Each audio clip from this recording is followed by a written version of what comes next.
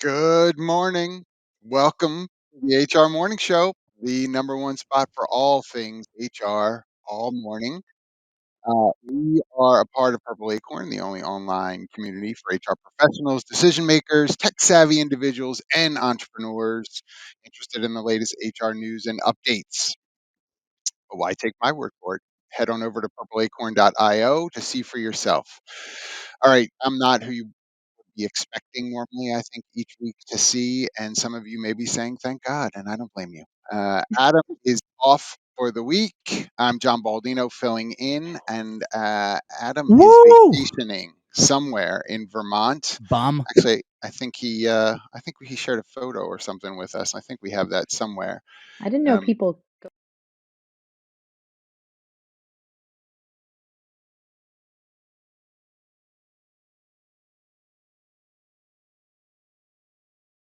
about to be. Stay safe out there, Adam.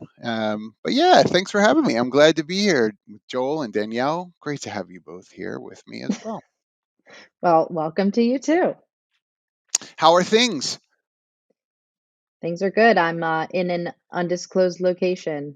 Oh yeah, Ooh, Joel. Oof. Yeah, I don't want to hijack the show, but do it, please. I This is I your broke my sympathy time. arm. It was pretty traumatic. So bad I didn't even need a cast. Wow, so bad I didn't even need a cast. Okay, Yeah, yeah, yeah, that yeah. makes sense somewhere. That's awesome. Yeah, yeah. Where? I mean, Are you? I was so excited that you were going to be on the show this week. I went for this celebration run, and I tripped and I landed on my arm. But you know Yeah. what? I'm not like Adam. I still make it to the HR morning show. Injuries doesn't matter. I don't take It, time off. I mean, he's got a bear chasing him, to be fair. So obviously, he's got. I don't know if a bear was chasing you and that's why you fell, or if it's just, the eyesight is maybe catching Just up my with you a wife trying little to run. bit. She was trying to run me down in the car. Nice. So, yeah, I'm yeah. trying to believe that really hard and not sure. Not sure about that. Oh my God. How's the recovery going, Joel?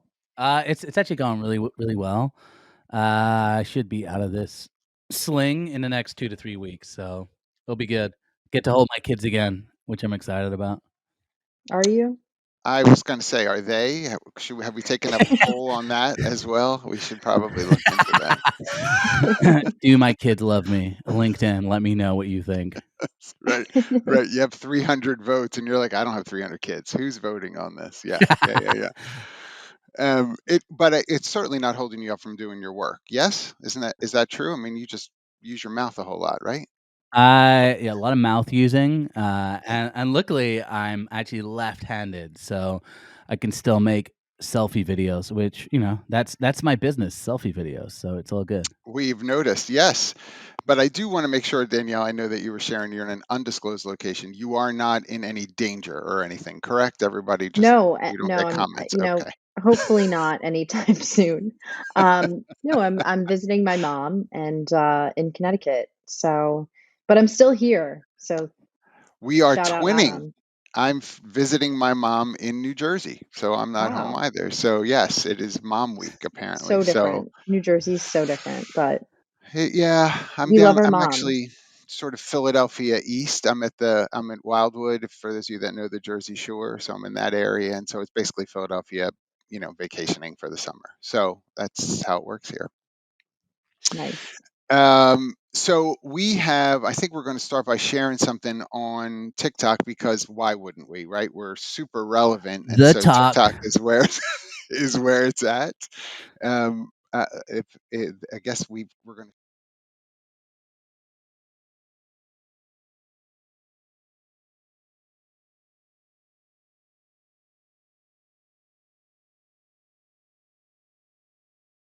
Even though I've never met you in person. Sure, I will reluctantly go ahead and accept your request because I am looking for a job. That is so good because I have open job listings in fields completely unrelated to the industry that you work in. Okay, I'd prefer to not completely pivot my career right now. Hold on! Here is a job with a very competitive salary that you should apply to. Right. I would like to know the salary of this job so I can see if it's within my expectations. No! Dunce cap boy! That information is private. But here is a completely fabricated yet inspiring story of how I fed a homeless man and what it taught me about e-commerce. Who knew that homelessness and e-commerce had so much in common? I will now email you every 6 months with a list of mostly defunct job listings. Okay, perfect. This was such an enjoyable and fruitful exchange. Oh my. Oh Like, my. the first thing is like my anxiety, which I don't normally have. This video gives me tons of anxiety. It's so extreme. Yeah. Extreme, but also like really, really accurate. You know, Do you I The get? mean, way that Do he's people? saying is Yeah. Do people communicating reach too. out to you like that? no, that's how I reach out to people. That's Yeah, my that's what I Oh, recruitment was that. saying. style. Okay. Okay. That makes Are you sense. interested in this job? Your profile matches it, and then as soon as I get them into a conversation, why are you interested in this job? I mean, that's how recruiting works. In case Tell me anybody didn't one know. time you saved 15 squirrels. That's Yeah. how recruiting works. I just don't see how, I mean, again, from a recruiting standpoint, I don't see how you can get around engaging, right, to some degree on LinkedIn like that. Like, what's the alternative? I guess is what I would ask you. What would you prefer? I think right now, I mean, I'm finding a lot of good success with emails over LinkedIn. I just there's Mm. something Are about you LinkedIn. really? Yeah, because it's like I don't know if you saw they added a new feature that everybody was asking about. It's called catch up, and it's awesome. You get Oh, yeah. notifications about nothing. It's Oh, amazing. I got yes, About yes, people's 99. birthdays. Yeah. yes. That's why I got like 150 birthday messages that I have to respond to. But it's so hard because there's so many of them because everyone was notified via catch up that it was my birthday. I'm not a fan. I'm not a You aren't. fan. I mean, there are people that I don't really care about. In terms of like I hardly know them, as far as like what, caring about their birthday or like I don't wish them ill, but like I don't need to know that I have 15 plus notifications to see who started a new job. I mean, listen, there are people that we're connected to who are on their, fourth job in the last 8 months. I don't need to wish them congratulations anymore. Like, figure out what you want to do with your life and then let me know. I'm not going to keep saying congratulations each time. Yeah, Uh, I was gonna say, I mean, we got Mike in the house, we got Patrick, Nikki Russell, let's go. We hey, got Nikki. Justin, KJL, Kevin Logan Oh, Jr. Is that a KLJ, I should say. We got Patrick, and then the one and only Puzmaster in he's supposed to be on the vacation. I know, Podcaster. dude. Now I mean, You're not I supposed to can't. peek He's I supposed to be doing, like, some, like, intimate stuff with nature right now, and with he's got his cell bears. phone out, dude, come on. Pause. I mean, it might inhibit me of making fun of him, so or not. We'll see how it goes The now that I know he's You here. know what though? Adam is really well known for using VAs and like AI with his content, so it's probably a robot. wow. Probably, Way to call him probably. out. Yeah. I do. Yeah, we're super glad everybody is here and hanging out with us live. Like, it's awesome. I'm curious though in some of the comments that people might be leaving, like or thinking about, like when you are contacted by a recruiter as the individual, right? Not as a company, but as the individual to say, "Hey, dude, I work on a role. I think you'd be great." Does that irritate you? First off, do Oh, you feel like it's too much at this point? oh, I actually have a story, guys. Yeah, I just yeah. thought about it. This week, I got an email, to Joel's point, it was very effective, from a recruiter about a role and sent me the job description. Job description was super detailed, including like benefits, the compensation, everything, remote first, with an option to go into like some sort of office. And I think it was a scam. So basically, what happened is it was so detailed that I sent it to my recruiter friend, and it wasn't Joel. Sorry, Joel. And she was like, "Yeah, like this is kind of weird. Like the fact that it's so detailed. I've never seen a JD like this."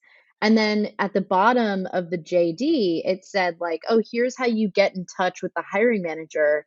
You have to log in, create a Microsoft account, and then you have to message them in a private chat with the following code." Wow. I don't get it. That's The normal. That's company is real, okay? I looked up the company, it's on LinkedIn, there's about 60, 70 employees, but I think the job was fake, and because I didn't see it on their website. Well, and mm, there's probably a lot of companies still posting roles that they're not going to fill in order to keep a level of traffic coming into their talent pool, right? And so we've seen that. I mean, there's lots of recent statistics on that as to how many roles that are posted are really phantom roles. There was never an intention for the company Mm, to fill it. It was really just to keep the flow of candidates coming in a slower market.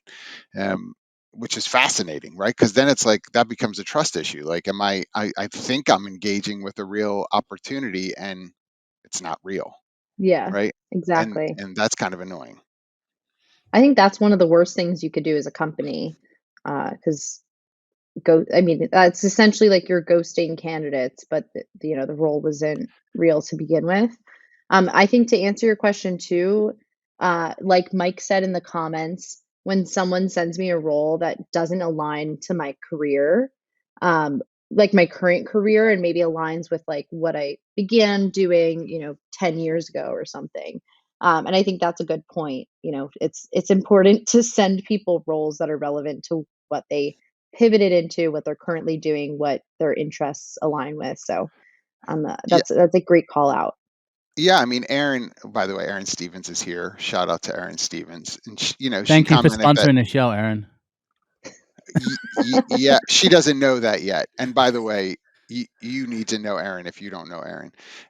Absolutely, she said there's so much spoofing of fake jobs. Like it's a real thing. um, and that's a shame because I don't know how we get out of this. We got to figure out a way to get out of it because it's going to, I think, water down the candidate pool significantly because 100%. people aren't sure, right? They're not sure who to trust. Yeah, there's Yeah, already an erosion of trust Yeah, within, from talent to employers currently. So it's not making anything better. well, what's interesting is every recruiting leader I talk to right now, not every, but a lot of recruiting leaders I talk to, a lot of conferences I go to, a lot of events, candidate experience is top of mind.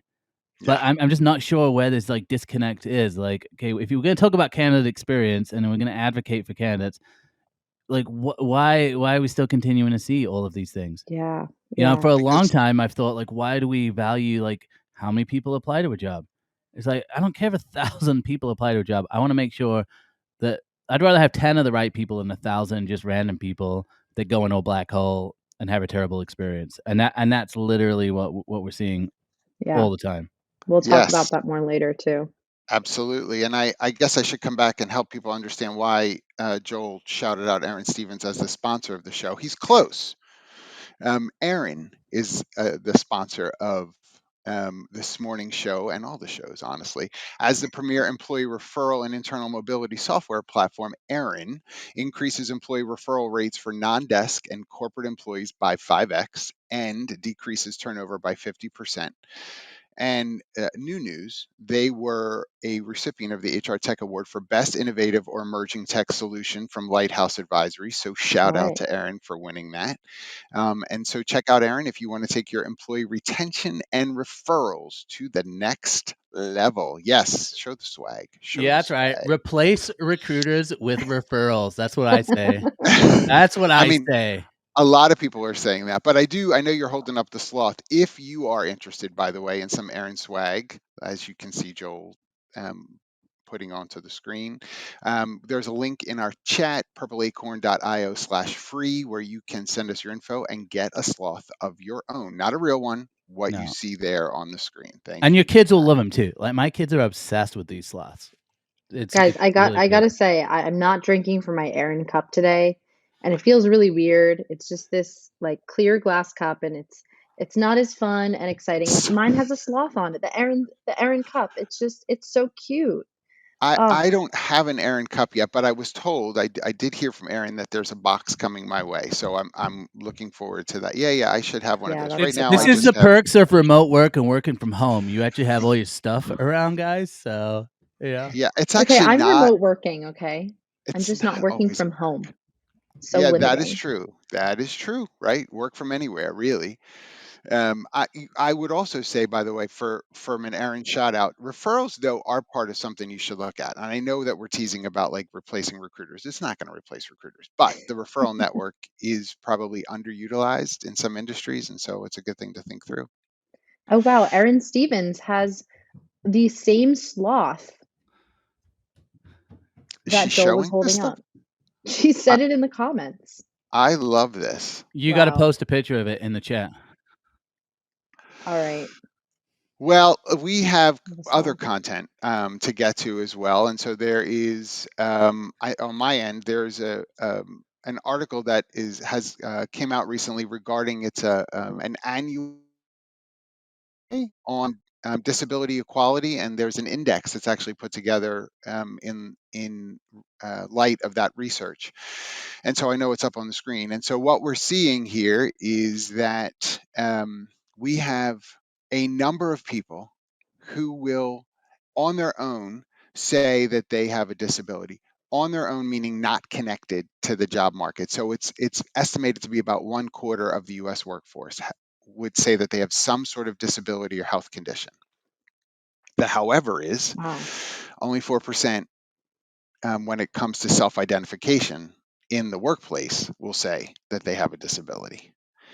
And so there is a huge disconnect between probably a lot of different areas of safety. Do I feel safe to be able to share that I have a disability?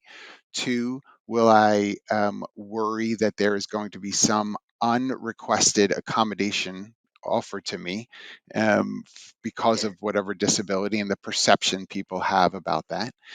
We are up to 93% of companies having some disability centered ERG or affinity group within their organization, but Wow. it's only right if it's geared towards 4% of the population that are self identifying in the workforce. And we have that high of a percentage of ERGs or affinity groups in place. Are we supposed to just believe that those that are going to those are just seeking additional information, don't have a disability, but want to sort of be an ally to those who do? Mm. It's hard for us to know. Some of those folks go and probably have something, and they're just unwilling to sort of engage with that. So, I'm going to set the table with that a little bit. There's some other stats that are connected to it, but what do the two of you think or have experienced, I will say, in terms of even on the recruiting or the from a collegiate standpoint, like being together in a workplace? Disability talked about much? Is it avoided?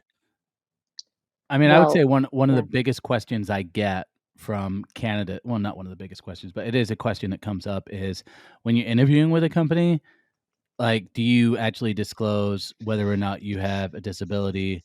Uh, Mhm. right, and, like, at what point do you disclose that?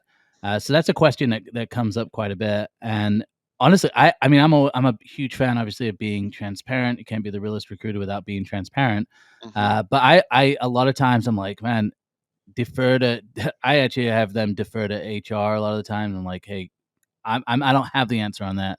So I'd be curious to get your take on that, John, on like what the best practice would be. From an HR standpoint, and I guess I should give like a minute of context, or maybe 15 seconds. Never Yeah, mind, yeah. not a Yeah. full minute. Less is I've more. been doing HR for a long time. You have a I'm a 30. T-shirt. I do. I am actually wearing one, and the T-shirt says something about HR has the pizza parlor on speed dial, which is not culture. The you can go to the humoriso.com swag shop for this. But doing HR for 30 plus years, quite honestly, the amount of those who suffer from either permanent or temporary disability, it is something um, that still think is sort of shrouded. The only Mhm. temporary disability that often is celebrated, and this is sometimes a surprise to people, is pregnancy. Pregnancy Pregnancy, yeah. actually fits, yeah, like it counts as a temporary disability, and rightly so, because there may be some medical things that become pertinent for you while pregnant, but won't stay with you post pregnancy, right? Those that obviously tends to be a bit more celebrated, and people are happy to talk about that. But other types of disabilities often are still shrouded, and I think in the workplace, it's if you can hide it, I think probably the default for most people is to hide it. Like I don't, and this is especially true when you're talking about neurodiverse or mental health related disabilities, because you just don't want to walk in with this sort of label that you put down you suffer from depression or anxiety or ADHD. You just don't want that to be on your quote permanent record. This is so interesting because as a younger folk coming into the workplace, I wear my neurodiverse badge of honor with honor. And I speak publicly. I mean, I just started a series of videos where I talk about, my neurodiversity and the tips and tricks that I use in my day-to-day life to enhance my brain function. Yep. And so I posted the first video about, how I buy myself flowers every week. I can buy myself flowers. Uh, guys, I was in an a cappella group in high school. We Oh don't need to my talk about it. gosh. It's We No, fine. need no, videos. We need I am videos. all about that. Pitch perfect. Come on. Come on. If I reveal the name of the group, you will find me on YouTube. So that will come at a time when I feel like you guys have Produce it. earned Produce the it. right. Let's do this. When you All feel right. safe. So, as I was saying, I wear it with a badge of honor, and when I apply to jobs, or have in the past, like I say, yeah, I have a disability.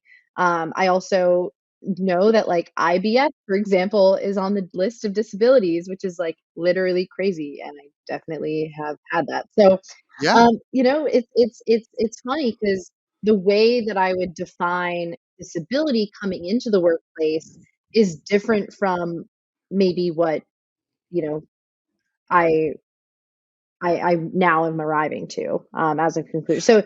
So yeah, I think it's interesting how we're defining disability, like, how would we even define that? The other thing is too, is that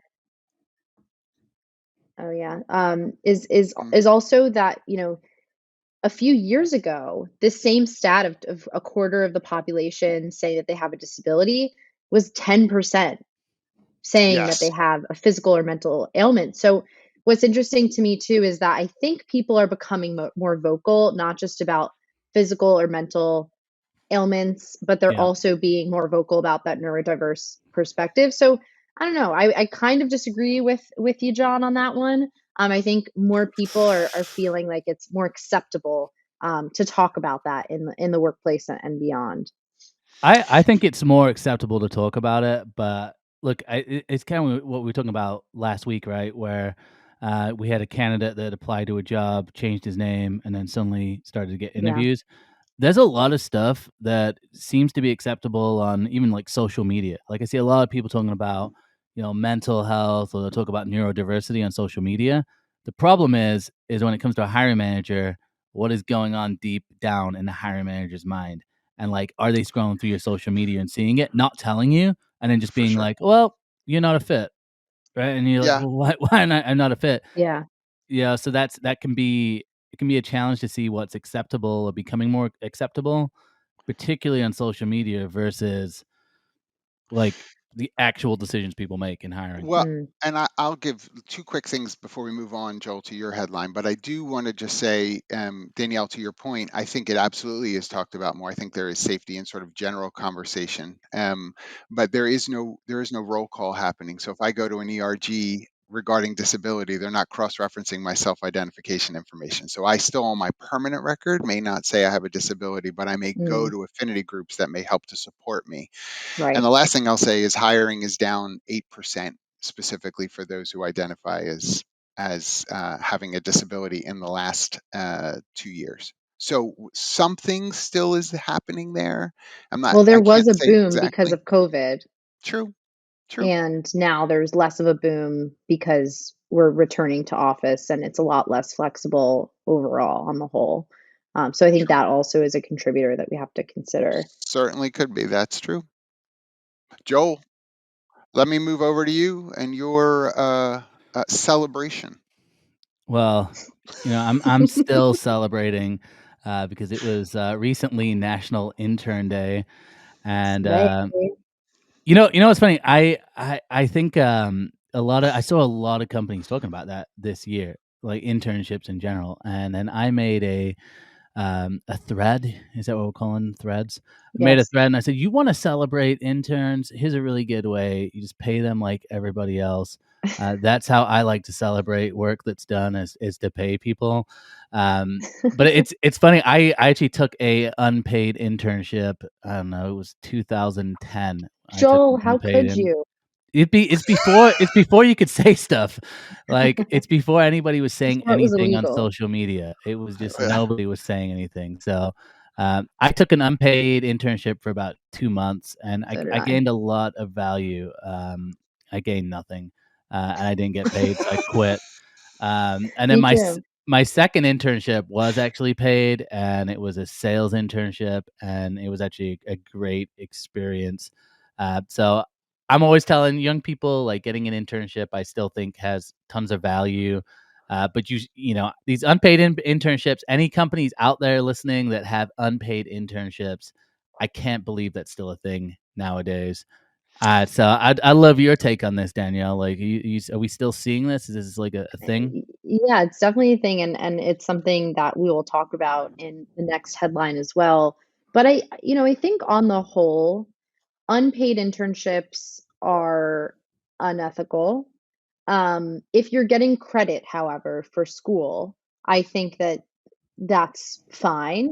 It's not ideal, and I think that unpaid internships are inequitable, because not everyone can afford to have an unpaid internship. Most people actually can't. So by doing that, you're actually raising the bar for a lot of people for that point of entry. And the second thing I would say about just paying people for their time is a show of respect. It means, hey, I respect your time. I respect you being here. I respect the value you bring to this team. And therefore, even if, to Adam's point in the comments, even if there is a minimum, which should be minimum wage at the very least, I think that that is sufficient. But paying someone nothing for their time, I mean, I have been a part of companies that have done that.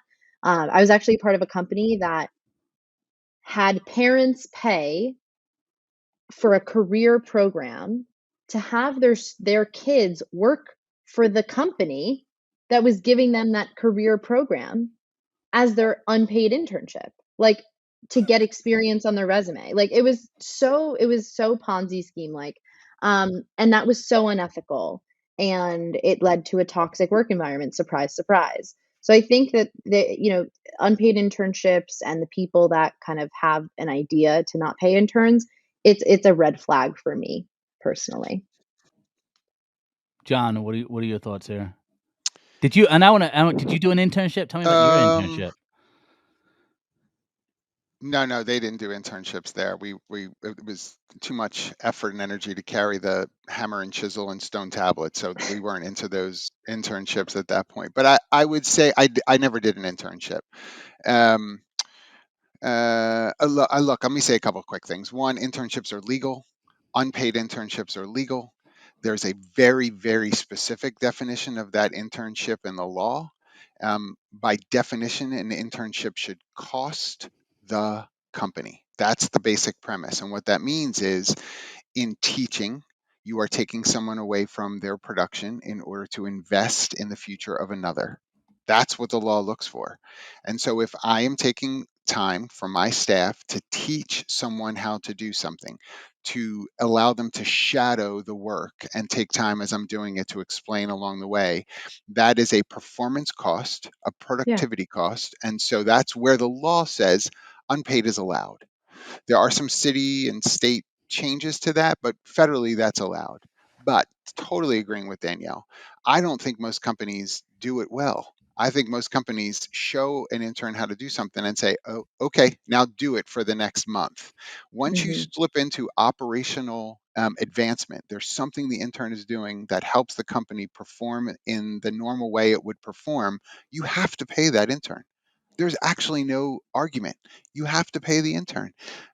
That's where, if you remember the Black Swan movie case from some years back, that's what was brought to light. And the first time through the courts, those unpaid interns won because they mm, were proved to show they were doing the same thing as production assistants, no difference. Yeah. So you have to be careful about that. So I do agree. You got to really know the definition and whether you're really meeting it or not. I Love love it, But it. guys. I feel badly because I feel like we pick on Gen Z with some of this, and I don't really like that because first of all, I'm not a generations person. Not that I don't believe they exist, but I know there's always some Gen Z stuff, Danielle, that you have.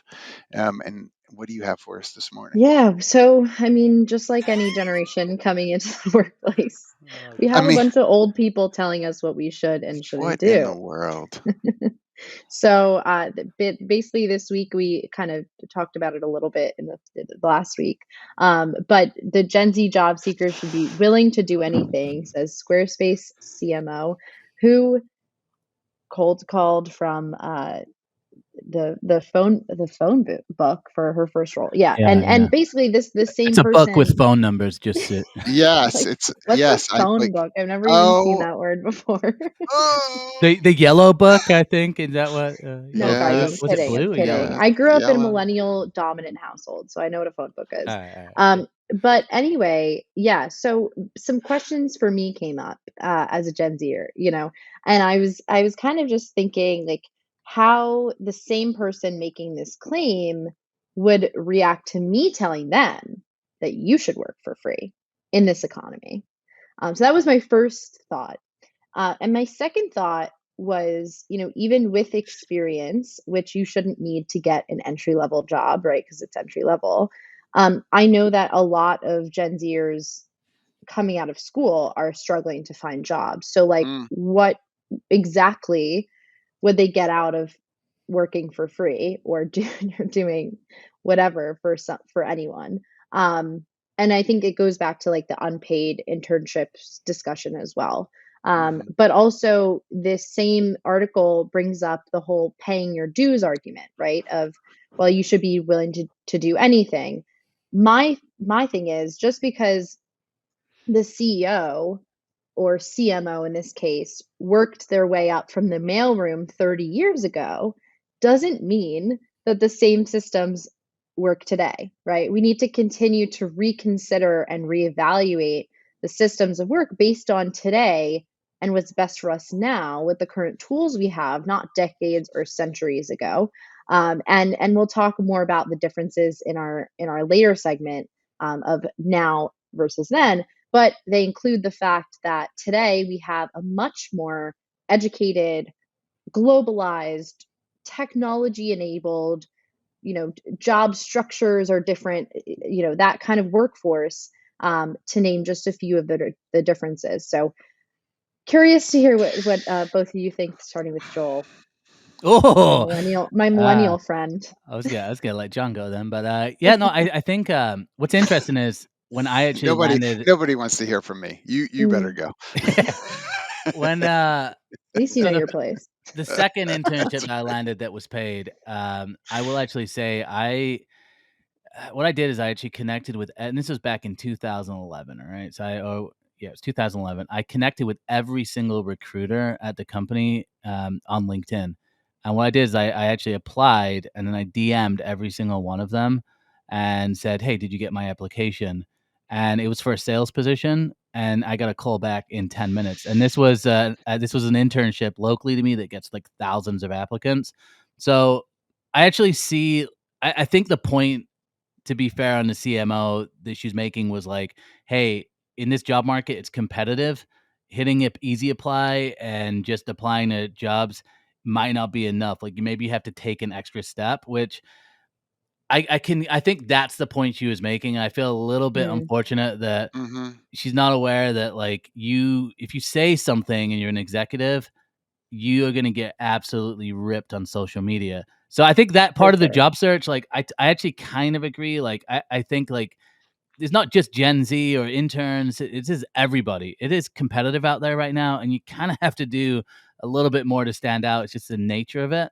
But then as far as, like, just doing anything and be willing to do anything, I mean, that's where it kind of falls apart for me. It's like, look, we're still dealing with like humans, and it's like, what does that say about your company? Like, what are these interns at Squarespace doing? Right. Like, are Right. they like just go get me 80 coffees? Like, are they just treated like, I don't know what the right word is, but That's where it falls apart. So, like, I think what she Yeah. meant was like, "Hey, maybe you have to work hard," and, like, I worked hard, but I just think this is why if you're an executive, you gotta be careful with, like, what you communicate and how you communicate, because this article has gone viral and these comments Yeah. have gone viral, and so, you And gotta think yeah. about what are you actually saying here. And just to add on to that too, it really is about the delivery from a perspective of a Gen Zer, right? You're listening to some CMO who's getting paid hundreds of thousands of dollars, if not millions of dollars a year to run a company, who, you have no connection to them, and they're basically prescribing you on what you should be doing in an economy that they've never experienced before. So I feel like also the phrase and the phrasing and the framing of in which she's kind of delivering this of like, this is what you should be doing, should imply shame. And maybe that's just the article, but also, Wow. yeah, like willing to do Wow. anything. I mean, it's just, well, why are you telling me Anything. what I should be doing? Should implies shame. I've never heard that before. Brene Should Brown, implies shame. we love her. Yeah, I don't know that I've read that before. Should implies shame. Well, yeah, It's we like when need to your move parents on. tell you should move, you Y- should clean y- your room. It's like, yeah, well, I don't. why do I care what you think, Because I pay for the mortgage. You You're ungrateful never bum. talking to my Like, 6-year-old, okay? yeah, right. Like, we are off the rails with that. I can't get behind that. I'm so sorry to say. Um, I'm so sorry to say. I know we need to move on. I'll just comment quickly to say, Devil Wears Prada, one of the most watched movies in the world. Everyone feels some sort of way about Anne Hathaway starting by grabbing coffee from Miranda and working her way up. Why do we romanticize that and idealize it if we're going to have a personal issue with it? Not sure. Not sure. Okay. HR reacts. Let's move on That movie's to like the 20 years next old. TikTok. Yeah, Okay. and they're making a sequel. If you're looking for a job right now and feeling discouraged, just know that I applied to 1,623 companies before I got my current job offer. Throughout the whole process, I kept a really detailed list of all my applications, my interviews, everything I did, and I just tallied up a bunch of statistics, and my jaw's on the floor. I cannot believe it. But it may make you feel better if you're feeling really frustrated with the job search right now, so let me share. Okay, I received 795 total rejections. I interviewed with 61 different companies, Wow. so 60 of those rejections came after I'd done some kind of interview of sorts. I did 112 total interviews, and the most interviews I did with any single company was 6 rounds, 9 total calls, and I got Wow. rejected. I also did 32 total assessments, so this could be like case studies, take-home Oh my God. assignments, coding challenges, and just hypothetically, if you were to assume that each interview was 30 minutes, which many of them were longer, much longer, 112 interviews times 30 minutes, that equates to 56 hours of interviewing. And last thing, the job that I ended up getting was like half 4 a day's rounds of work. interviews each 30 minutes. This is my third full-time corporate job, and I will say I have never, ever had to apply to nearly as many jobs in the past. Like the job I had before this, that one I remember being kind of tough to find, and I think I applied to like less than 200. So if you're facing a lot of rejection, you feel like it's endless applications, let this be your motivation, because you just got to put your head down and do the work, and you'll see results. Wow. Mm. The reason I was pulling those faces too, just so everyone has some context, I reacted to this video and I just did a duet on Instagram and it got like 2 million views. So Damn. it pays on social media to react with funny faces to things. But look, it's really interesting with this because I talk about this a lot. This is a really challenging job market. And it's really interesting because you see two kind of types of I don't know, what's the right word? Two types of uh, advice out there. Number one is, and this is the advice that I push, is like, unfortunately, it is kind of a numbers game on the job search right now. You have to apply to a lot of jobs because you don't know if those jobs are active or if they've already filled. Mhm. You don't know if we were talking about ghost jobs before. You don't even know if they're a real job. So I don't see how you can really get by without playing a little bit of the numbers game. But the other piece of advice that I see, and I've seen this twice this week on TikTok from the same creator, that says you should just only apply to one job a day. You just have to apply the right way. And I'm like, What? and this is why I love videos from people who have actually landed jobs. This creator said over 1,000 applications, was it 700 rejections? So that right there within itself says 50% of those jobs that applied for didn't even get a rejection for. So my advice is it's a numbers game. It's not Hmm. usually my advice, but if you are actively on the job market, meaning you don't have a job, it's a numbers game. If you have a job, it might be a little different. What are you guys' thoughts? What's the job that he got? Do we have any He's a context? tech. He's tech, and the reason I know that is because I've reacted to other videos and got millions of views. So thank you, whoever that creator is. But yeah, tech. Yeah, and that may be part of it too, in terms of the type of role you're looking for in an industry, in terms of how many jobs you have to apply for, and tech layoffs are real; they're still going on. Yeah. So the Yeah. opportunity is definitely low. So you may have to apply to 1,000 jobs to get the one. So again, I think that context is helpful. Is it the same for other industries? No. You want to work in hospitality? You'll have a job tomorrow. And I don't just mean as a server. You want to be a manager? Sure. Let's get you set up with an interview. I don't know that Although last week, John, we actually reacted to a video yeah. where somebody had applied for a front desk job, and I believe they had hundreds of applications as well Hmm. for that. Yeah. Well, and I mean we have more people applying to those roles for sure because of the problem in some other industries right now.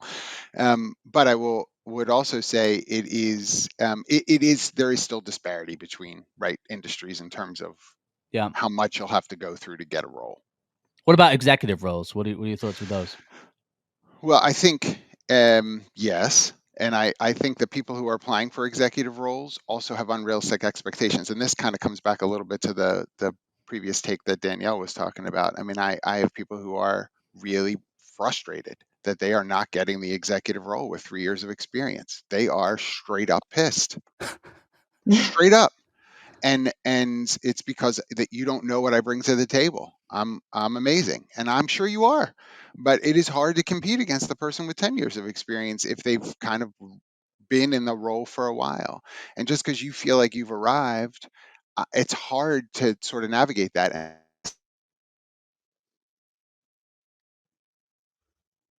Yeah.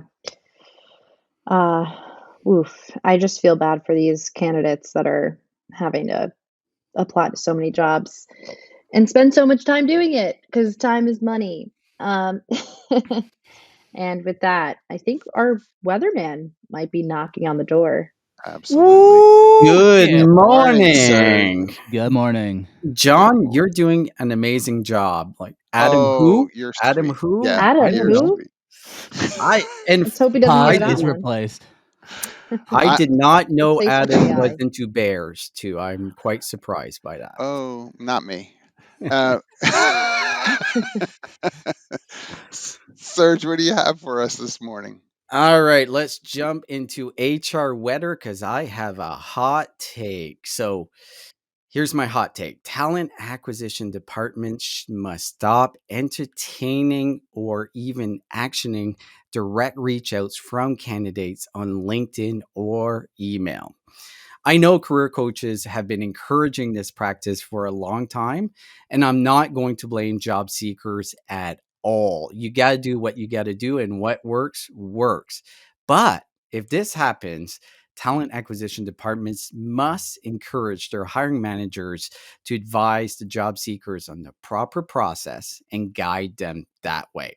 Because what we're seeing is depleted talent acquisition teams, and they're facing almost nearly impossible challenges. So, first of all, they have a larger amount of open roles. They have higher than normal application volume. And the feedback that I'm getting from talent acquisition managers out there is they have never seen so many unqualified candidates apply for their jobs. So if you bypass the process, it causes some challenges. Like it's an inconsistent candidate experience. It causes coordination issues, and it definitely increases the potential for bias. So there's a process for a reason. When the process breaks down, all the pieces of the puzzle fall apart, and this causes a negative candidate experience, more ghosting. So, all I'm going to say for candidates, do what you got to do, right? But for talent acquisition teams, don't let the exception become the rule because it causes so many challenges. What's your take on the desk here? How are you guys feeling about that? No, Joel, you have to have an initial take on that for sure. Yeah. My take. I love what you said, Serge. Look, from a candidate perspective, you got to do whatever the hell you got to Yeah. do to land the job, and this is Yeah. this is it's just the truth. Like, if it means you gotta call, reach out to people, go meet people, if that's gonna create employment for you, go for it. I think the challenge comes in, like you said, it's the advice that is out there. It's always nuanced. There's no Yeah. 100% way to do it every single time. Even going back to my internship, like that story, I DM'd a bunch of people in the department. Now, Yeah. does that mean now that that's the way we get internships? That's the universal way of how you do it? No. So I think you just got to be careful. Like, if you land a job, putting your experience out there is one thing, but making it a rule for everybody to do the same thing is completely different. And that's what we see a lot of times, unfortunately, with career coaches. They'll say, "Well, this is the prescribed way that you have to apply to a job, or have to do things." So my thought is, like you said, Serge, do what you need to do as a candidate. But I think if we're giving out advice, just be careful what advice we're giving out. And like, it's hard. You can't just make rules that aren't really rules. So that's my thought. Yeah, Yeah, I I think in a world where talent acquisition departments are struggling, and there's a reason why you would create process, and there's a reason why many talent acquisition departments are struggling so much. They don't have a process, they break it, they listen to the hiring manager that wants to take a candidate that they know not run them through the process. And I really do think it's causing the major issues that we're seeing with candidate experience. it's a But good you point. also have talent acquisition specialists in house that are um, compensated most through placement. And Yeah. so there is a desperation, right? In Yeah. trying to, like, I got to get people and put them in place, and I don't really care because just stay 3 months or 6 months and I won't lose my bonus or I won't lose my override. That's a reality in terms of the comp structure as well, and adds So, to the pressure. John, are you saying that internal talent acquisition departments have incentives like that? I rarely seen that. I've seen it a couple of times, but is that Oh something my you're seeing? goodness, the bonus structures? Oh, yes. I just Interesting. did one for a very large company. And so, yes. Yeah, because if you're internal and you think as a leadership, we're not finding the right people, we're not Yeah. finding quality people, I'll incentivize my talent acquisition folks in order to be able to spur them on to find these people we need. The best way to do that is with cash. Hmm. Is it incenting the right behaviors? Oh, probably not. Cash very rarely does. So yeah, I doubt it. Good point. What's your take, Danielle? Yeah, I think from like a candidate perspective to Joel's point, there's a lot of different ways to make yourself stand out as a candidate for a job, and I think, you know, people have to be getting more creative. Reaching out to hiring managers is one way, but another way is just to showcase, your thought leadership on social media, and Yeah. to invest your time in side projects, and to really invest in your personal brand. So I think there's a lot of ways to get people's attention. Networking, I mean, like, let's talk about the traditional ways of how how you get a job and how you build a career, before just kind of leaning on, let's reach out to the hiring manager and fill Yeah. their inbox. So I feel like, as from a job seeker standpoint, the best way to get a job is the way that people aren't talking about. My 100% agree. I perspective. think there's so many ways, and I love that you're mentioning just thought leadership being out there because as you're going through resumes and you see someone that you've seen on LinkedIn or you've seen their content, definitely gives you a leg up. So that's my take for the weather. Enjoy the show, guys. Good job. You're doing amazing. Bye, Serge. Bye, Serge. All right. Time for my favorite portion of the show, personally. All right. So this week the word is brat, all caps, no cap. Oh Uh man. yeah. Joel, what does brat mean? Do you know? Um, well, as a proud father of 3 children under 5, a brat is when your child that you said to clean a room says, "No, Dad, I don't want to clean my room because it's boring." Okay, you are a BRAT. Okay, I'm Wow. cutting you off from sloth. That's right. Well, they're gonna interpret that as a good thing now, because a brat is a reference to the singer, pop star Charlie XCX, her new album called Brat Summer, Oh, yeah, of course. and it basically is Who now? it's a good thing. It's basically when you are embracing a hot mess pop star aesthetic, and a brat is not about behaving like a spoiled, ill-behaved child like Joel's kids. I'm just kidding. They are probably angels. Well, I'm That creating a short snippet and clip of this now, and it's I'm sharing it with my family. But you said it first. Wow. Sure. But it's actually a woman who's a little messy and enjoys the party life and the party culture, which in that case, I think we're all a little bit brat. So that is what brat means, guys. Do we want to try to use it in a sentence? Who is brat? I feel like John's a little bit brat. Oh, he's so brat. I mean, I don't know how I feel about these words. I don't understand. It's fine. Like I because I used to listen to Dub Rat. If anybody out there, Yeah, that's what I shout was thought out. she was gonna say. Yeah, yeah. I'm so old. So like I'm cool with that, but I don't know. Like if somebody walked up to one of my like adult kids who are all in their 20s and said, I don't know, You so you're a brat. brat, I would be like, if I was there, I'd be like, yo, mind your business. Like I'm not feeling that word.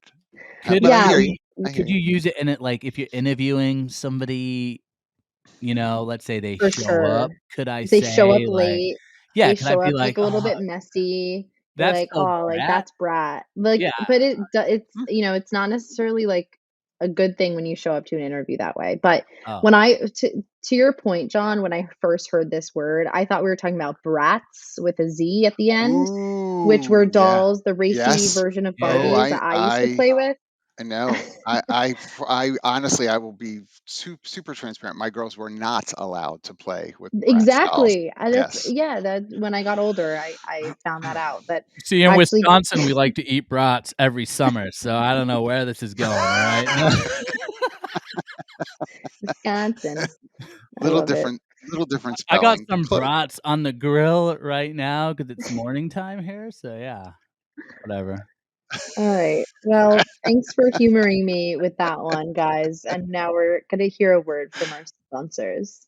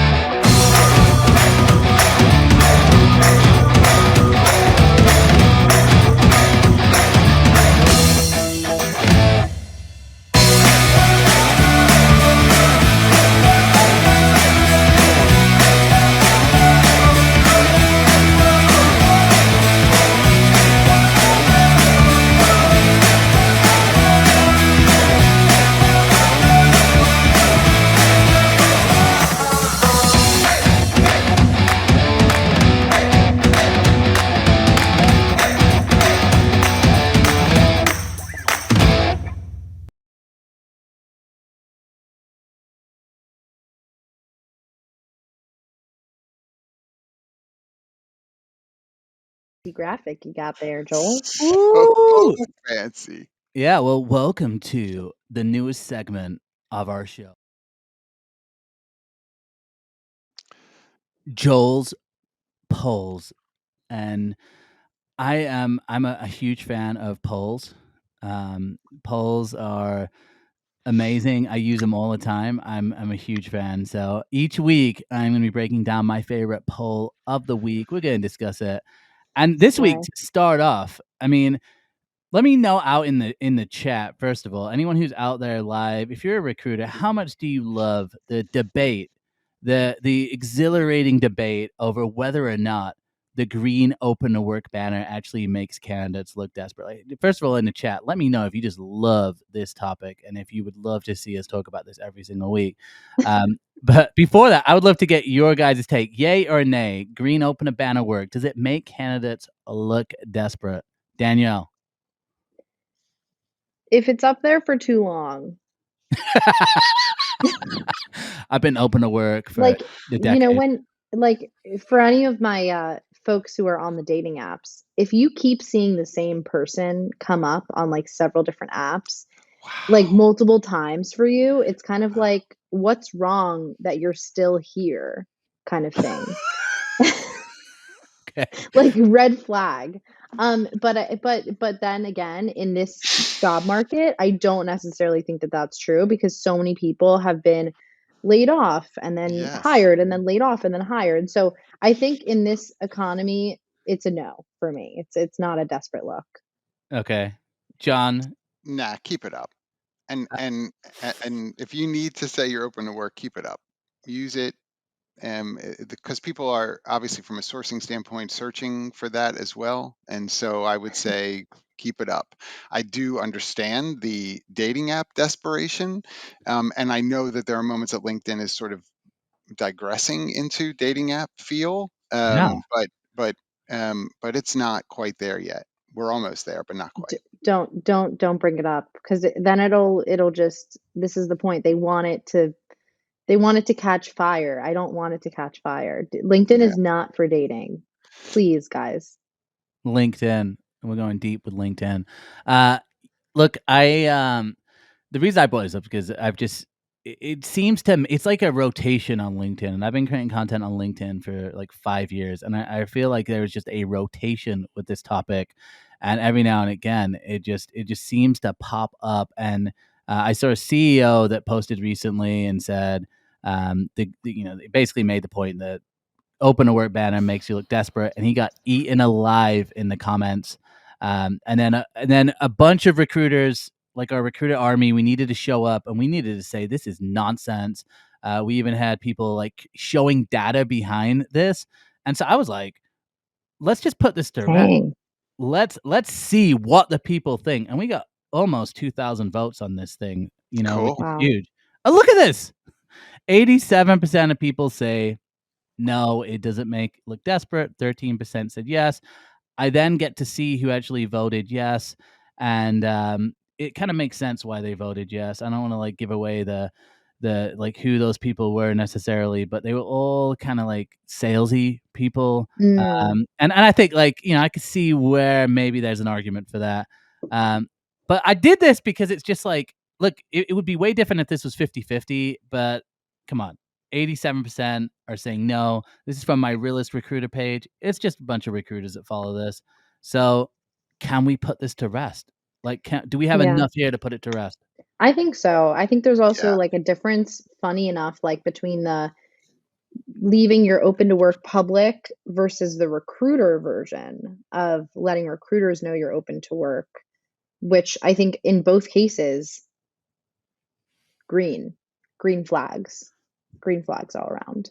If you need work, you need work. Yeah. Well, according to CEOs, though, no one wants to work nowadays. So, Oh, that's right. That's right. The curmudgeon CEO. Yes. nobody wants to work. That green banner makes you look desperate. Back in my day, we didn't have LinkedIn. Yeah, I know. I mean, I got it. But I think that if use technology to your advantage, keep the banner. I'm 100%. And look, the whole thing to me is if somebody actually views this as a negative thing, then it's the whole argument around like they're the same people who are gonna ask about job gaps in your resume. They're the same people who are gonna rip you apart for your LinkedIn profile. They're the same person that's gonna make a judgment about if you have a disability. These are the same people. So it's like those are the people you don't actually want to work for. So that those people typically are the worst people to work for anyway. That's always my argument. And there's definitely those people out there that exist. So I Word. with hiring managers I've said, I actually don't want to interview this candidate. Bear in mind, I was agency, so they just didn't want to pay a huge fee for somebody that was open to work because they felt like they could get them themselves, which is a whole different argument. But my thought always is, if this is actually how you feel and this is what you're basing judgments on people, you're not a good person. Making a sweeping judgment about their You're person. a terrible person if you don't like Just, the you're green open to work banner. horrible, Okay. horrible human being. Yes. I'm not sure about that, but You're we'll, based. Make anecdotally. that one a clip, please, and I'll post it. All right, it's okay. Hey, so let's move on to something we've sort of alluded to already in terms of a first broader discussion around ageism in the workplace, and whether we use that anecdotally with generational titles or it has to do with honestly what we saw in our presidential election here in the US with Biden dropping out and how that's been talked about from an age standpoint. And I know we've got some research on it as well.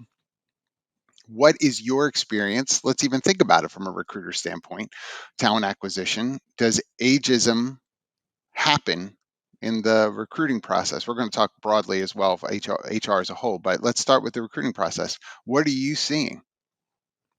Look, I think I have seen it. I've seen every type of ism, obviously, in recruitment, right? Isms are very real. I think with the challenge with ageism is I've seen it actually flip over the last decade where it used to be if you were a millennial, you were just a basement dweller and you could never get a job. And there was a lot of judgment. A lot of people were saying, a lot of stuff about millennials, but now Yeah. millennials are the hiring managers. And unfortunately, um, there's a lot of isms for those who are, older, right? And a lot of those thoughts are they're not going to adapt to technology, they're not going to be up to date, which makes no sense because the older you are, the more technological advances you've seen.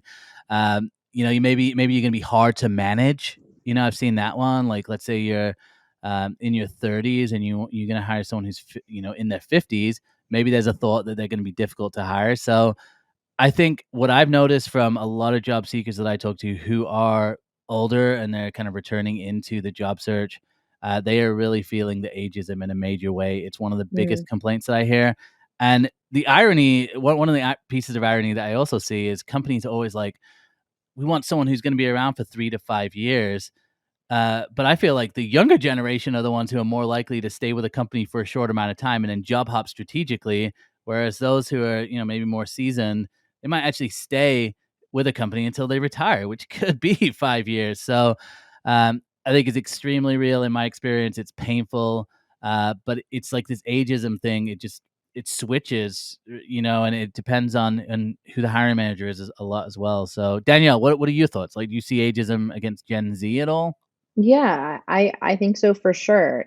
Especially in right this tougher moment right now for job seekers, there is a lot more talent on the market, and people are gonna, to John's point earlier, right? Like, look at the person with 10 years of experience over the one with 3. And I think that's a really harsh reality for a lot of Gen Zers who, most of whom are, or all of whom are under the age of 28. And so they have just less experience. And I think it's a really tough thing to live with, because it's like, well, I can't change how many years of experience I have, right? But the other part of this equation is that people are working longer.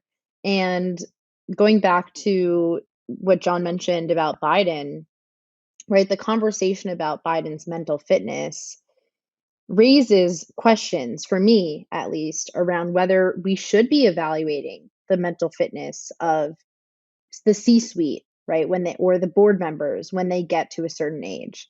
Yeah, hot take, because a lot of the time there is this fear of, retribution, that if you question someone's mental fitness in the workplace, even if it is a very valid question, that you'll be fired, and that those people have power, and if they have power and they're making decisions, they should be evaluated. I'm just gonna say it. And How just how like how how would people, we evaluate him?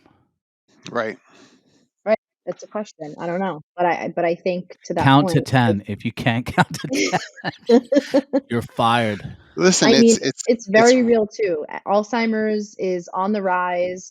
for sure. Dementia is a huge problem. It runs in my family. I'm speaking from the perspective of someone who Yeah. is a Yeah. child of two Hmm. parents that are at great risk of getting Alzheimer's. So it's from a point of also concern that, like, if the kids, or they don't have kids, if the kids aren't the ones catching it, then it's obviously affecting everyone that they're working with.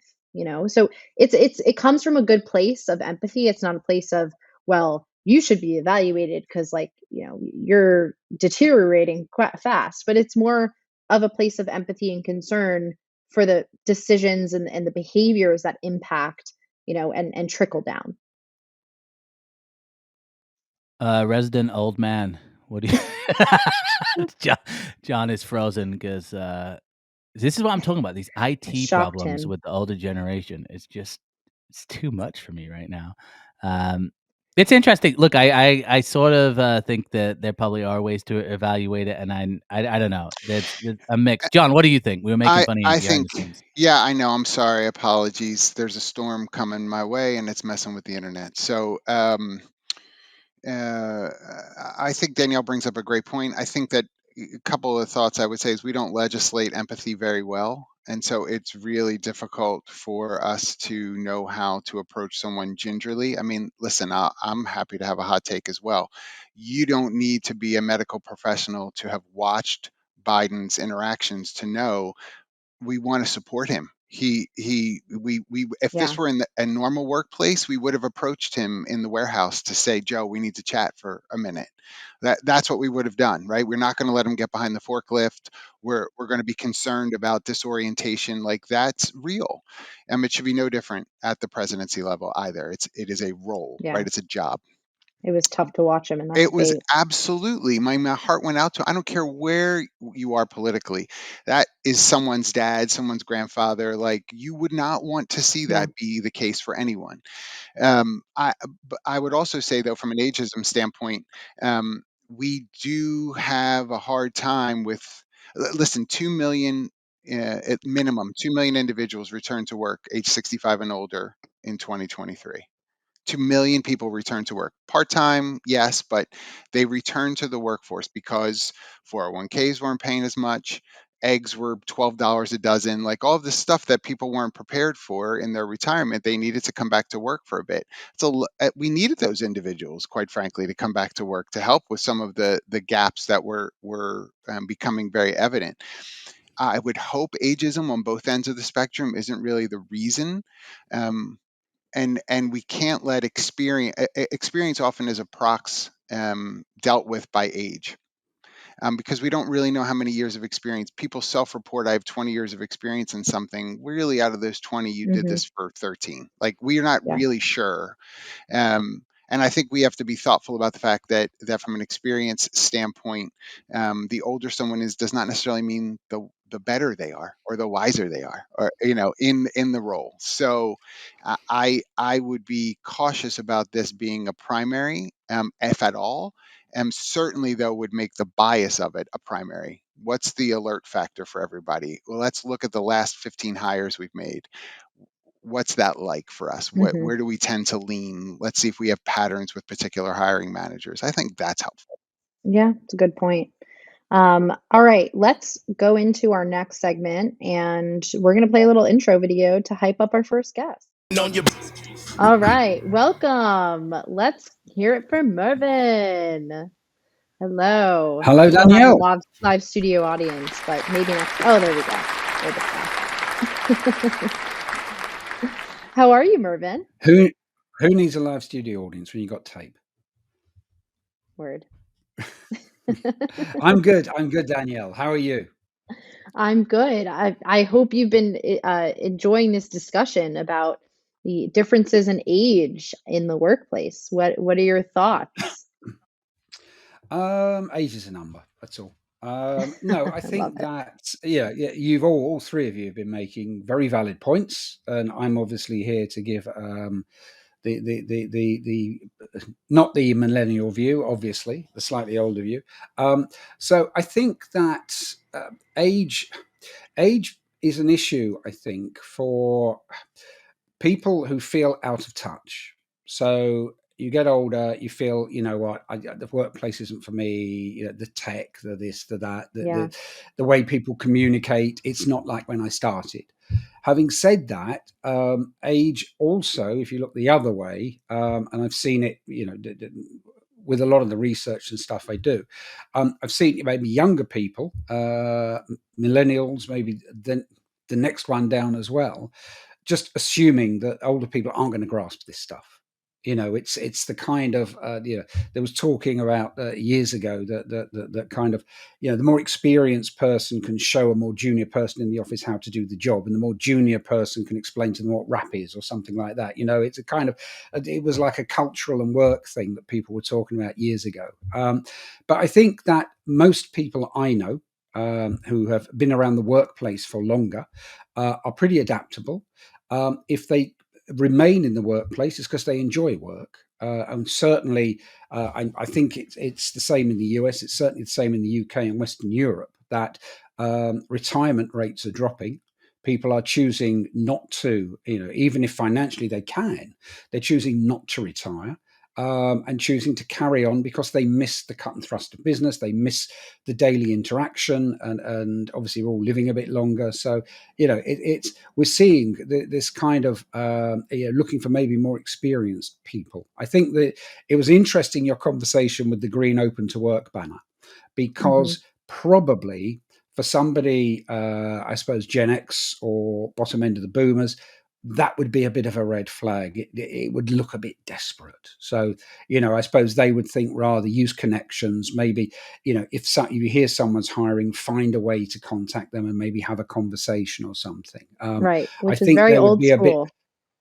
Yeah, I think they would be a bit loath to put an open to work banner on their face, particularly if they looked over 50, shall we say. Right. It's so interesting. And especially because social media and finding jobs through social media, I mean, the internet itself is something that came after you graduated. Would that be correct? Yeah. Right. So Yes, yes, yes. so what was paint a little picture for us of the outlook when you graduated, or you entered the workforce, of what employment looked like and offered at companies. I started off, I mean, I didn't really have to go through the rounds of applications. I did my exams. I decided I wanted to be an accountant, and I was an accountant for a few years, but I got bored. I did my Checks out. qualifications. So I did a year at college. But I had, again, this is probably something that, for the younger generation, I don't know. So I keep saying younger generation, you know what I mean? Job seekers today, I could say to my father, who was an accountant, probably why I wanted to be one, who should I train? What kind of firm should I join? Where would be good training? He knew a couple of firms, people he had trained with, put me in touch with them. I met them both. They both offered me, and I accepted one. When I went in, probably about 200 people working there. Obviously, it was professional services, so you had partners, managers, and obviously all the way down to supervisors, clerks. I suppose the first difference I would say is that our office hours were 9:30 to 5:30, and those were the hours. At 9:25 you could hear a pin drop in the office, and at 5:35 you could hear a pin drop. And Wow. everybody arrived between 9:25 and 9:30 and left between 5:30 and 5:35. And no senior people expected any different. Whereas I went through workplaces kind of 15 years ago, where it was kind of if the notional hours were 9:30 to 5:30, if you're any later than 8:30, you're a part-timer, and you weren't expected to leave at all before 6:30, because it And was you your probably didn't devotion to the. promotion. So the expectation, I think, was slightly different. Certainly, when I started work, there was more investment in the development of the individuals. So senior people within the organisations tended to see it as their responsibility for you to get the experience, for they help you, because, okay, I was in a profession, you had to pass exams, so they needed to support in that. But there was a lot of wanting to give people opportunity. I tell an example of the first firm I worked for, in that they needed somebody who was good with figures to join an accounting team where they were doing what they call incomplete records. They were just making up accounts for self-employed people. And we had somebody, she was young, working at the firm, who's a filing clerk, had done well at school, very good at maths, and would have gone on to do maths A level and probably trained to be an accountant or something. But family situation was that, once she reached school leaving age, she had to go out and earn a wage to Yep. bring in. This is exactly what So we were talking about before, too, about unpaid yeah, internships being a problem yeah. from an equity standpoint. But the firm actually invested in her. They put her on evening classes, and she became the junior accountant. Now, nowadays, my Is it experience of the unheard of? workplace and of recruitment and HR over the last 20, 25 years would be, no, she's a filing clerk. It's kind of, she's not going to make an accountant, that Right. kind of thing, so I think that there was possibly a bit more investment in people. And I'm sure there are people listening to this who run businesses that say we invest in our young people, we support them, we give them every opportunity and stuff. And there are, but I mean, I think there's an expectation of some self-development that you undertake as well. Yeah. But I suppose the big difference that I said at the beginning is that when I started work, the senior people within the organization kind of saw it as their responsibility to support you and upskill you and stuff. And I think to your point today, there are companies that exist where some of the senior leadership does take it upon themselves, but that is certainly not the norm, unfortunately. And I will also add to your kind of ongoing list, which I feel like I should make a list somewhere and put it somewhere, of the differences. But you also had lifelong employment. You also had pensions. You also had, to your point, a lot of development and investment into people. My mom went through a 6-month training program right out of college. She went into tech sales. She studied speech pathology. So also that point of entry, being able to get a job where they're able or willing to train you right off the bat is a lot harder today. So just to showcase some of the differences, I think that to add on to your list as well. Yeah, and if you work for a business where your leaders, your owners, your directors, or whatever are of a more mature generation, shall we say, they don't get that. The number of heated debates I have with people saying, but the job market now isn't like it was when we started. This kind of, you got a job, the company upskilled you, you got to a point where you were earning enough, you could go out and take a little mortgage on a property, a little flat somewhere, which obviously is impossible now.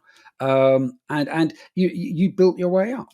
And Right. obviously things have changed over the last 30 odd years, economically and stuff, but certainly in the West. And that's now not there. You can't really leave college, leave uni, join a firm as a trainee, and work your way up and get to that kind of level in your 40s, mid 40s, say, where you're at management level, you're earning well, Right. you've whatever your relationship is, whoever with, if you want a family, you've got a family, that is taken away. And in fact, even meeting people, I mean, most people I know, in fact, quite a few of them kind of met their lifelong partners through work. Which again, in the modern workplace, I don't know. You're the expert at this, but is it the same, or are you I think unlikely to spend the rest of your life still with somebody you're working with? I think that's still possible, but I don't think that they would stay working at the same company for very long. I think that's the difference. But I think, to your point, things are very different. We have to take that into consideration, for leaders, but also for people entering the workforce. That older, more mature leaders have this sort of perception, and aren't necessarily reflecting on their own experience of work and how that might be different from today. And that's why people hire people like us to come and talk to their HR folks to remind them of that. But thank you so much, Mervyn, for joining us.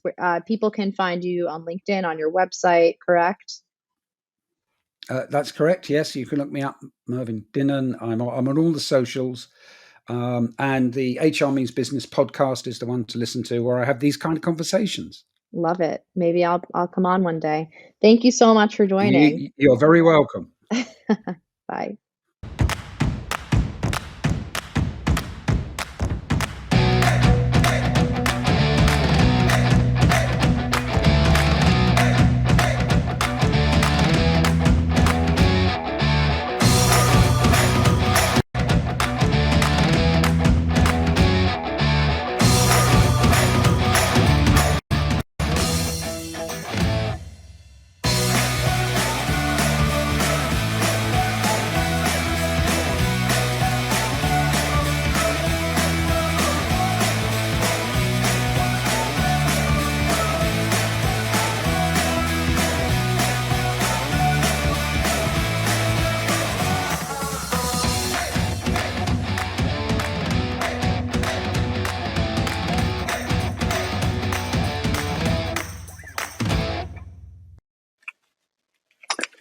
Hey everyone, let's have a snack break together.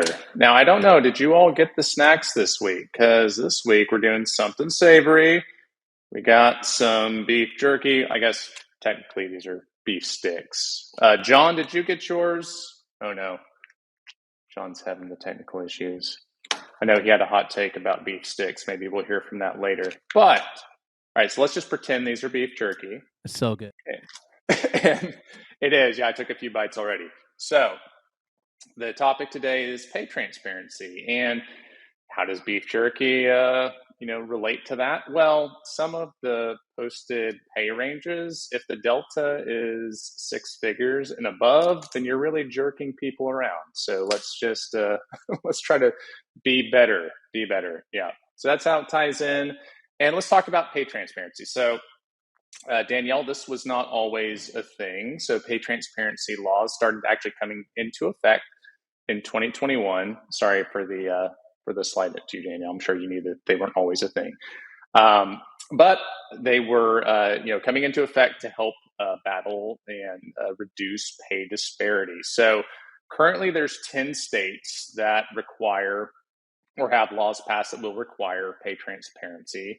No two states are exactly alike in their rules, but essentially internal pay transparency if employees request information, or to the public, and that's typically through job postings. So this is a trend that's growing. So there's actually 14 other states that have proposed legislation on deck to pass pay transparency laws that are similar to the ones that are out there right now. And, surprise, surprise, this has actually turned out to be a good practice overall. So, from a recruiting standpoint, SHRM reports that candidates are 80% more likely to consider applying to a job if the pay range is listed, which makes sense. 70% of companies that list pay ranges say that doing so has led to more applications. To the other Joel's point, that may or may not be a good thing, depending on how you want to judge that metric. But 66% say the quality of their applicants has increased when they post, the pay ranges, which obviously is a good metric by anyone's standards. But, and there's a huge but, there's way too much wiggle room right now with the pay ranges and the good faith provisions around reporting those. And so there's an example that PayScale reported. A company based in Seattle had a job posting that listed a pay range between 90,000 and 900,000, which is just absolutely wild and insane. So I want to, open up some discussion with everyone else. Number one, Joel, I want to hear about what some of the craziest pay ranges you've seen on job postings, you as well, John. And then I'd like to get your thoughts on, companies holding out when they're not, required by state law to post, pay ranges and job listings. Is this still a thing? I know it's probably, maybe the minority of companies right now, but are there like legitimate reasons behind a strategy of not, listing a pay range in a job posting?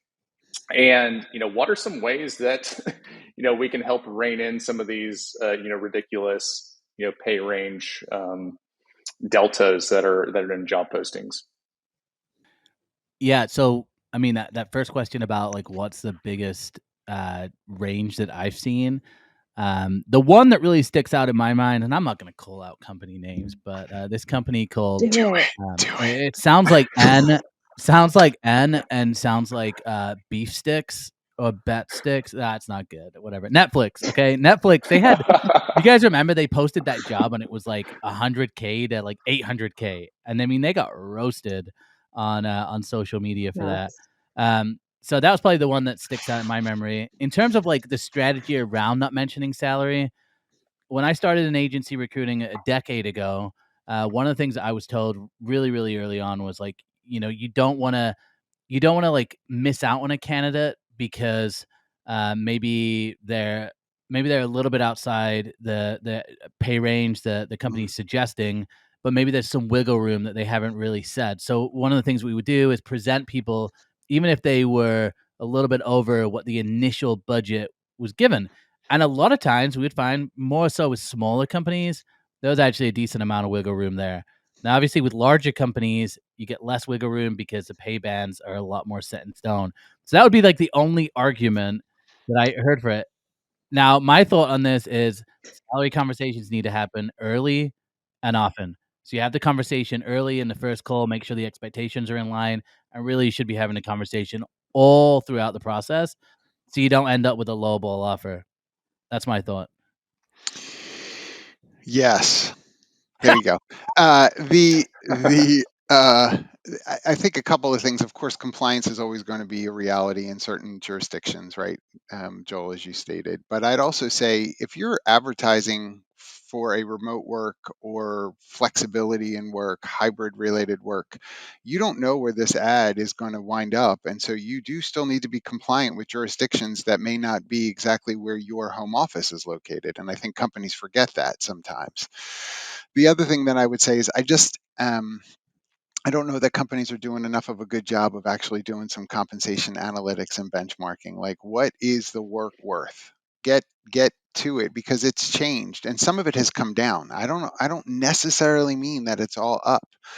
We had huge spikes in comp ranges in 2021 coming out of COVID, when people were starting to kind of come back to things and we were desperate for talent and overpaying. And now some of those ranges have come down. Do your due diligence for what the real ranges need to be to remain competitive and make real compensation philosophy decisions. It can't just be the desperation of a hiring manager who's like, I don't care what they said, raise it 10 grand. Okay, that can't be the way in which we do this, because we're going to create pay equity is different than pay transparency. Great points. Yeah, and John, I've actually seen job postings a little bit more frequently now. Say for remote roles, say if you live in one of these states, you're not eligible to actually apply for this role. Which is absurd.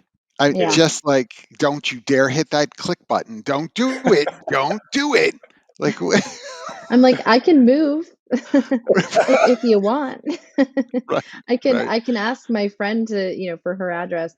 No, but I think also I spoke at a summer camp a few months ago, and it was really interesting I because love that. summer camps, they don't really, spend a lot on comp. And they want to attract young workers, right? But they're kind of, well, you get housing, you get, food. And so the compensation is not necessarily super high, but Mm, you are getting a lot of value.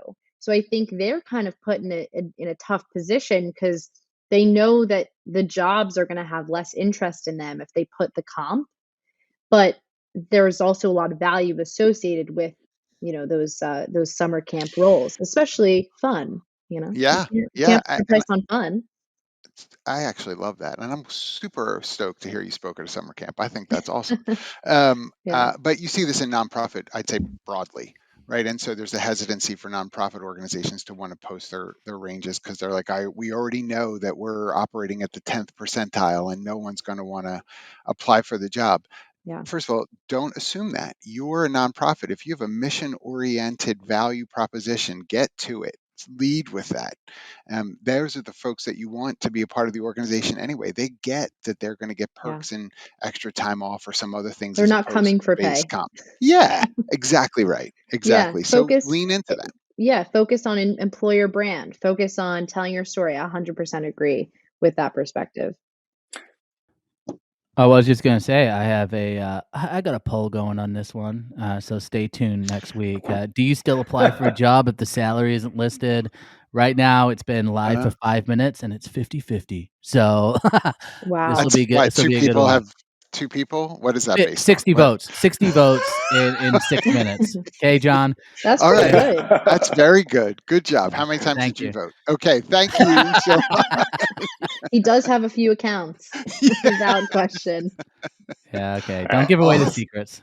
All right. Awesome. Well, Joel, everyone, enjoy your beef sticks, beef jerky, and I'll see you Thanks, next Thanks, week. Joel. Joel. thanks, Joel. I'll eat I it had a later. nickel every time somebody told me to enjoy my beef stick. Amazing. Oh, Thank you, Joel. Good morning.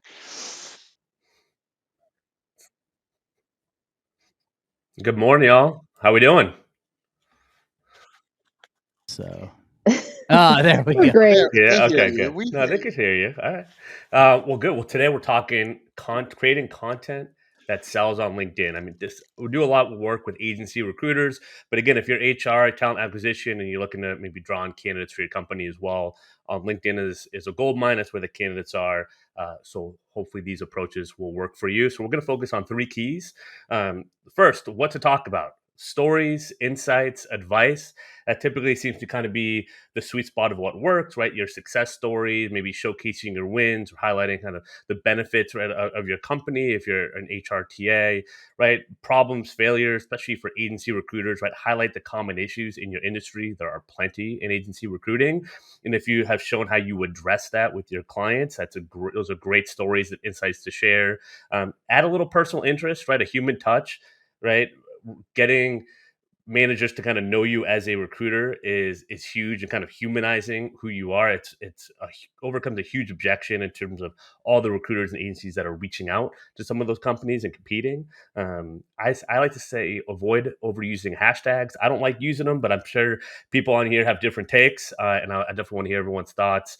Avoid just purely promoting yourself, right? Really focus on the ideal market and the person in front of you, and avoid having AI do all the work for you, because we can catch you with those rocket emojis, those block posts of AI doing all the work for you. There is a time and place to use AI, but don't rely on it solely.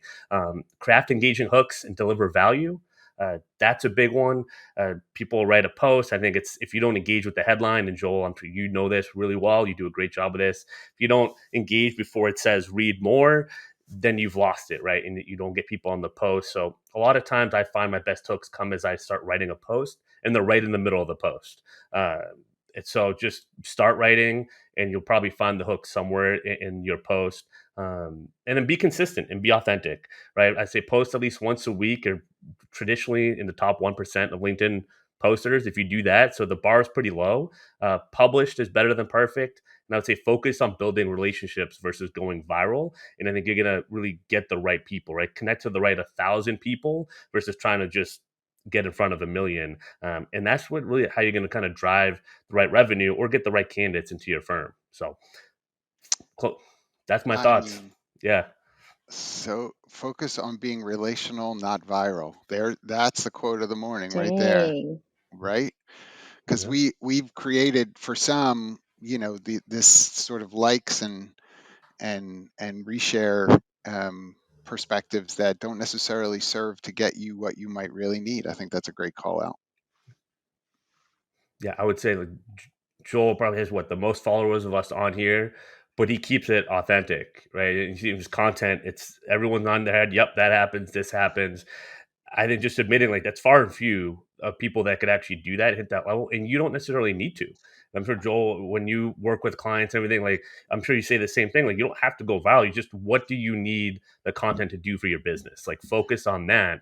And for most people, going viral doesn't mean anything, right? And there's a whole different thing in terms of monetizing. It can fill up your inbox and all that, Unless which you're could actually, Hawk girl. right? Well, even that, those 16 minutes are running dry. Where's the beef stick Yeah. gone? I hate it. Uh, No Send her a comment. beef stick. Wow, send her a beef stick. We Yeah. are send her a beef stick. We're getting we I think get in HR line. gone wrong. HR gone wild. Clearly. Yeah. So, Clark, to your point, I look. I always say to people, like if you're a recruitment agency, if you're a coach, you usually high ticket, right? So we're talking 10 to 30K a deal. Let's say that's high ticket. Okay. Why are you chasing after a million reactions, right? If you got 5 deals a month, and let's say it was 20K, you're making 100K a month.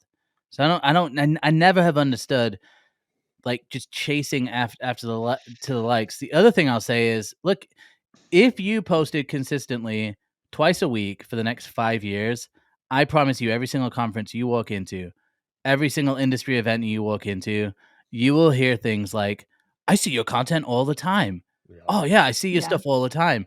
And people they are seriously underestimating the power of consistency for a long time. And I could tell you personally, when I started, there's 3 creators I can think about right now off the top of my head who have huge followings, that were big deals at the time, and they haven't posted in 2 years, or they've completely gone off the rails with their content.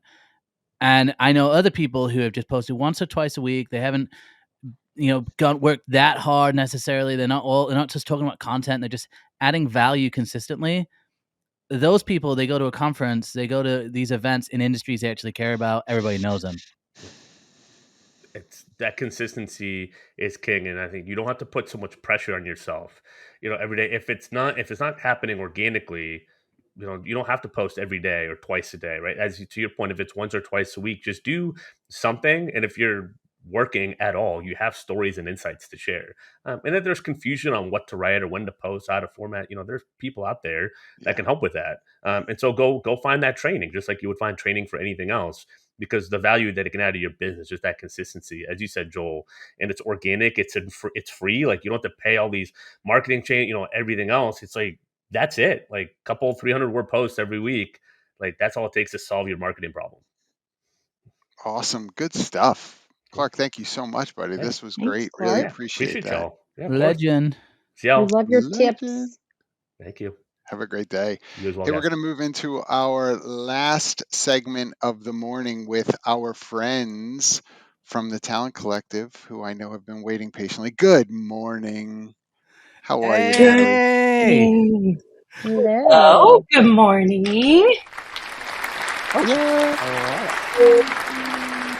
Yes. You got just me today, no Krista. It's okay. We will happily take it. Good to see you. You too. I know that we have been obviously chatting about different people groups throughout this morning's show in terms of considerations, but let's focus a little bit in this last segment on women being asked to go back into the office and what you're seeing in terms of the impact that that's having on them. I think overall it just makes things more and more challenging. When y'all mentioned to me about having this conversation, I reflected back on, let's say, 3-4 years ago when I used to commute into an office, and I had a kid at that time, and just the reality of, like, how did I do that? How did I make it into an office on time, stress myself that much during a commute, come home, do the whole family thing? I think that in a market like this, companies that are not being mindful of just general individuals that have families, but then especially women who oftentimes tend to be the primary caretaker, it's just making it more complex for them, when I firmly believe that if you hire an accountable, trustworthy employee, they should be capable of running their desk, doing their job, and being effective at it. And that's where you should bring in the KPIs, the metrics, and performance measures to make sure that they're doing the job correctly. If you double down on that a little bit, there's also single mothers. Myself, Krista, we are both single parents. Between the two of us, we have 4 kids. And so we could probably never go back into an office. And that's part of the reason that we started Talent Collective, was one, to have the flexibility for ourselves. We're obviously passionate about what we're providing to the community. But take an example like this morning. Krista couldn't be here today because she has to drop off her kids by 8:10, school drop off. How would she make it into an office that expected her to be there at 8:30 a.m.? So I'm just throwing in some examples there. I think that companies are just not really being mindful of the big picture and how it affects humans in general in terms of their personal lives, and are requiring the back to work when I think there's other ways where people can be really effective. Thank you for sharing that. I Yeah. think this conversation is so important, and it's something I'm thinking about too, as I am not currently a mother, but I'm Right. definitely, I want to be a mother in the future. And it's actually something that a lot of my friends who are now getting engaged or moving in with their boyfriends are thinking about as well. It's Absolutely. how am I evaluating a place of work and potential employer? And I have to take into account not just benefits regarding pregnancy and time off, But it's also flexibility and degrees of flexibility, even within an organization. I have a friend that works at a large company, a travel company, and they went from 2 days a week in the office, a hybrid schedule Mm-hmm. that she was very content with, to now 3 to 4 days in the office. And just that switch Mm-hmm. alone had her questioning, going from, oh, I could spend my life at this company, and she's Mm-hmm. around my age, to, oh, wow, I really have to reconsider this decision. Yeah. And the quality of life that she will have in the coming years when she starts future planning for what she wants that to look like. Very That's real. a great point. So do you think the other question companies need to be asking is, if you are going to have a return to office mandate, like, how flexible are you, Mm-hmm. and how are you actually working with women in your organization who are mothers, and Mm-hmm. I mean really all of us who have families, like, Everybody. People with disabilities, Mm-hmm. caretakers. I mean, Yep. it's probably a majority percentage of workers that we're actually talking about here. so Mm-hmm. but like, how do they need it? Do company need to be facilitating conversations more around this? Like, what's your advice to leaders? Because it doesn't, it seems like what's happened is they're really wanting to go back in time now. Like, it seems like a Mm-hmm. lot of companies are just wanting to go back Yeah. in time Mm-hmm. to before remote work and all this stuff was the kind of the norm. They're kind of wanting to go back in time, and then not aware of the fact, or it doesn't feel like they're actually acknowledging that the world has actually changed. Like, childcare Mm-hmm. is insane. There's a lot of other things that happened during the pandemic that have just made life in general harder, and they're wanting to go back to, like, whatever, 2018. So, like, how would you advise company leaders to be having this conversation, and to be, what are some tips for them that you have on, like, just flexibility as a whole? Mm-hmm. First, I'll say, in cases, I get why companies are requiring the return to work, right? They have these large campuses, these leases on these buildings, or they own these buildings, and what are they going to do with them? They're just going to be empty. So there is a rock and a hard place that they're in. In some cases, they're very cognizant of their company culture or the team dynamics. There are benefits to being in an office, but if you aren't going to be a remote first company, making sure that throughout the interview process or onboarding process, understanding how would you need flexibility in your role to accomplish the requirement that we have for X amount of days with the requirements you need in your personal life, and how can we kind of meet in the middle. So making it less about all the things that the company needs, but also what does your employee need, because then you're just going to have more and more churn. And is that the reality of what you want? You're just going to constantly be filling seats because people are unsatisfied. I think one, taking a look at who their employees are, right? Do you have demographic data on any of them that are parents? Do you have focus group conversations? I mean, you have to do this in a very non-discriminatory way. I don't have the answer to that, but how do you get a sense of who the people are within your organization and what stages of life, to then accommodate them and meet them where they are? I don't have a perfect answer, Joel. I know that when I think about my life in general, I would only ever be able to go to a company that was either remote first 100%, or said, we do require work in office, but you can pick the days and the time and you're self accountable. That would be the only two scenarios that I would ever consider at this stage of my career. And I think that's fair, right? Like, I think, Natalie, what's true for you, and you lean into that.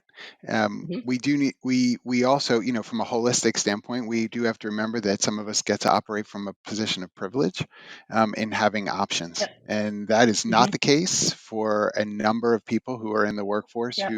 who couldn't, necessarily, though they may desire to have some Mm-hmm. work from home flexibility, the careers that they are a part of, or other factors that play into it, don't afford them that same opportunity. So I want to just be sensitive to the fact that Yeah, while you're right. this is right specific to some of our own experiences, it really may not be something that is possible for other workers that are in the workforce right now, and honestly for some industries. I spoke with some attorneys who were very hot to start a kind of group to advocate for continued workplace flexibility and hybrid work, and create legal action if companies try to pull employees back to work and that sort of stuff. And my response was, I hear you, I'm with you. Uh-huh. I appreciate that. Did you order food this week? Did you use Instacart to get your groceries delivered? Like, did you? And they're like, yeah. Did you got to dinner over the weekend? Absolutely. Yeah. Who did Mhm. all that? How did those people bring you your stuff, whether to your table Mhm. or to your house? You can't do all those jobs remotely, right? So I think, again, just to keep in Mhm. mind as you're looking at the workforce, own what's true about your industry, because I think, to your exact point, if you're not really like transparent from the onset to say there aren't really opportunities for there to be a remote nature or hybrid Mhm. nature for this role, just own it as a company. Don't apologize, just own what's true Yeah. for you. Yeah. Yeah. I love That's a that. good point. Well, thank you so much for joining us, Natalie. It was so Yes. nice to meet you I know, officially. officially. Yes.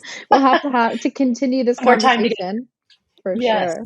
Where can people Yes. find out about Talent Collective? That's what I want to know. Oh, gosh, everywhere. Yes. No, just kidding. Yes. Yes. talentcollectiveco.com.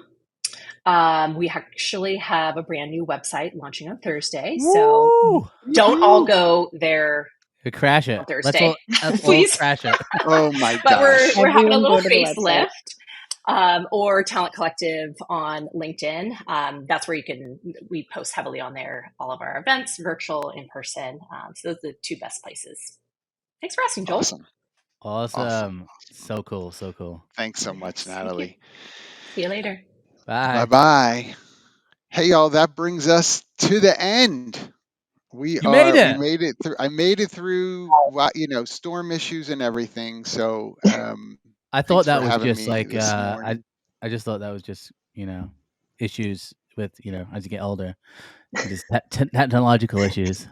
Connectivity. I don't perform as Neurological well. Is that what connectivity. you're about to tell me? Well, That's no, the irony fantastic. is though is Danielle has also been having issues. It's once again a I case have. of millennials are It's the Xfinity. Nice. It really is. It's Is it Yeah, Xfinity. really? it really is. That is the Yeah. truth. Yes. Yep. Shout out to Spectrum. Yeah. Nice. Hey, we want to give a shout out once again to Aaron. Thanks so much for the sponsorship. Please visit their site. Please check out all the latest and greatest too at purpleacorn.io. And as the guest host of the morning, thanks so much for your kindness, Danielle and Joel. Great to be with both of you. Yes. Thanks, Amazing to Have a have great you. day. Joel. You Thank smashed it. You did an amazing job. Yeah. Give Huge it up shout for out to John. John. Cue the Woohoo. noise. Woo! And we Come on, will see you production. back next week Yes. at 10 a.m. Eastern Time, 7 a.m. Yes. Pacific. Thank Bright you and to early. everybody who's out there too. We got Kevin, Tommy, we got Katrina, Erin. Nikki, Aaron, Brian. There's so many people out there, so we can't wait for next week. Get in the chat, say bye, share this as well. Go to our content on YouTube, subscribe, like, do all the good stuff. Let's go.